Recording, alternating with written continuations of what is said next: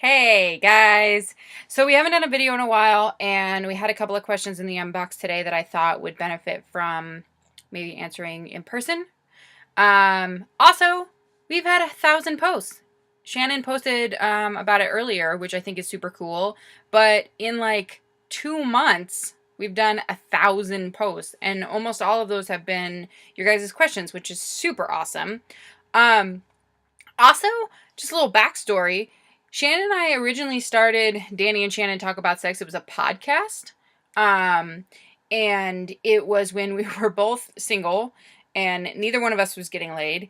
And we worked together at a tea shop. And we would just hang out in the basement of the tea shop and talk about sex. And sometimes people would ask us questions, but mostly we just talked about random shit. And we didn't, I mean, we only did like 3 or 4 episodes or whatever. So that's where this started.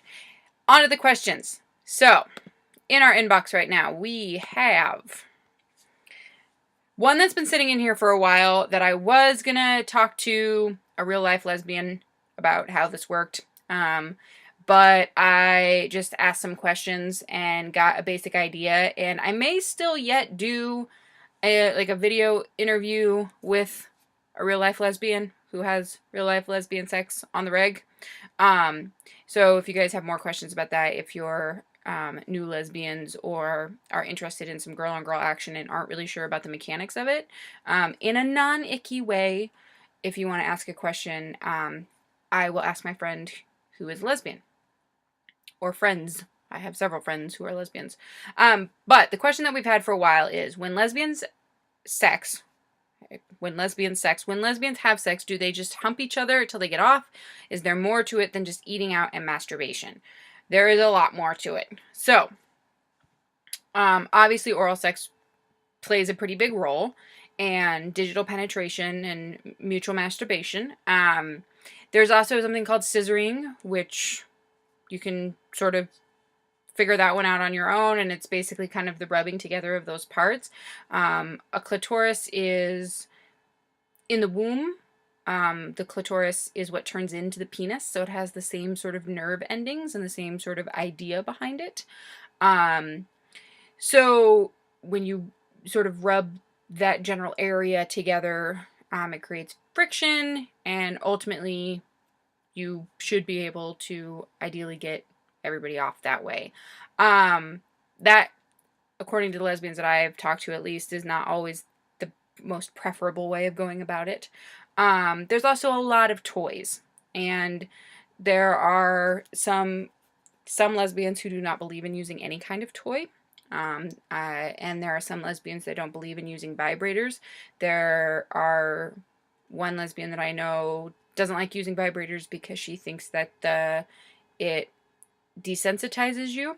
And I imagine if it was the only thing that you were using, that might be true for some people over time, though that is certainly not necessarily true for most people. There are strap-ons that somebody could wear. There are double-ended dildos. There are any number of tools and toys available that can help women get each other off. So if you are asking, dear reader, from the perspective of, I'm interested in being a part of a same-sex relationship with another woman, and I really don't know how to go about making with the sexy time, there's a lot of information out there, and I would suggest that you just spend some time exploring each other's bodies and figure out what feels good and figure out what comes naturally after, whatever comes about organically, I guess, would be the way that I would say that. The second question is, my boyfriend has had sex probably 300 times. I've only had sex 30 times. His ex-girlfriend and him had sex maybe 20 times a week. Jesus. I feel like I don't turn him on as much as she did. He doesn't come when we have sex. Is there something I can do? Anything at all? Okay. So, first step. Do not ever judge yourself against somebody's ex. They are their ex for a reason. If they had sex 20 times a week, good for them. I personally don't know how people have time or energy for that. That seems excessive, and that's coming from someone with a healthy libido that I don't even know. Do they not have jobs? Do they not go to school? Do they not eat? When do they sleep? So I don't think you need to be trying to meet that bar.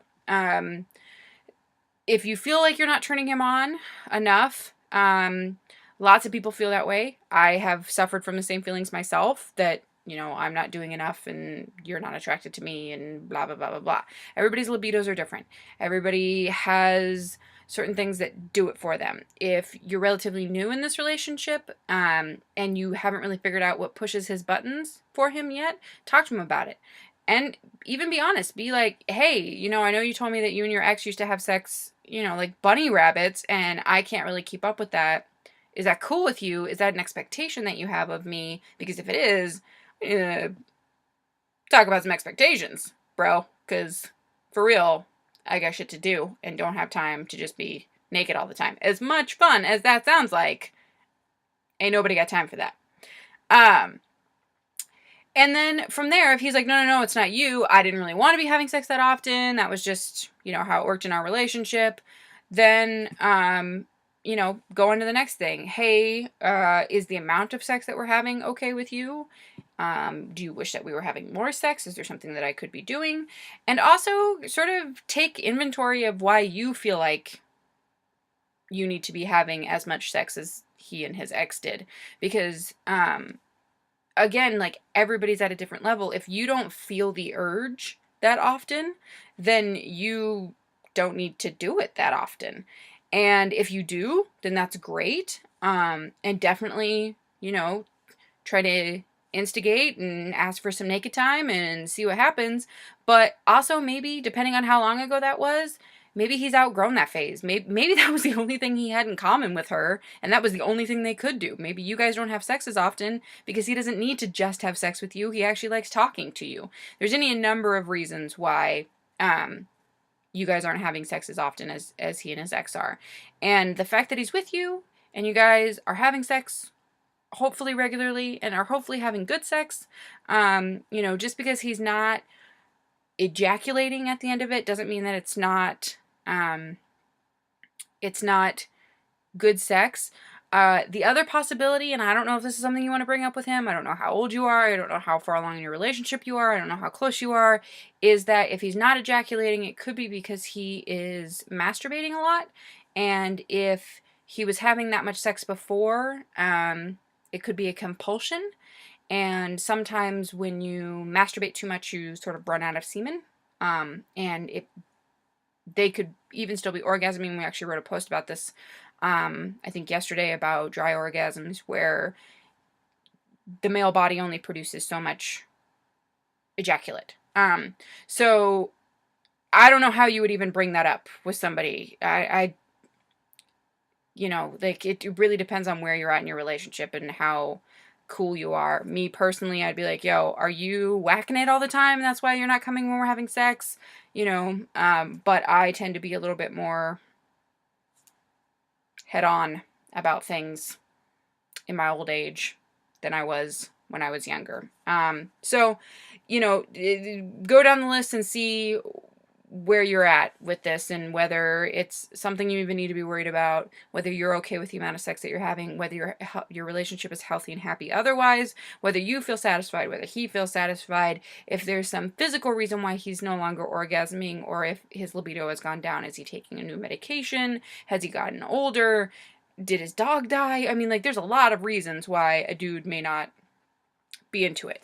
So those are the questions that we have in our inbox. Shannon is answering one about body self-image. Basically, to that, I want to tell you, you are all beautiful and special, and everybody is amazing and has some sort of gift that they can offer other human beings. And I know it's easy for me to say and for Shannon to say, and it becomes a little routine, but we mean it. You guys are amazing, and everybody is special in their own way. So tap into what makes you special, find what makes you beautiful, and when you love yourself, other people will pick up on that too. Until next time, keep reading, keep writing, and it's been great. Super high five.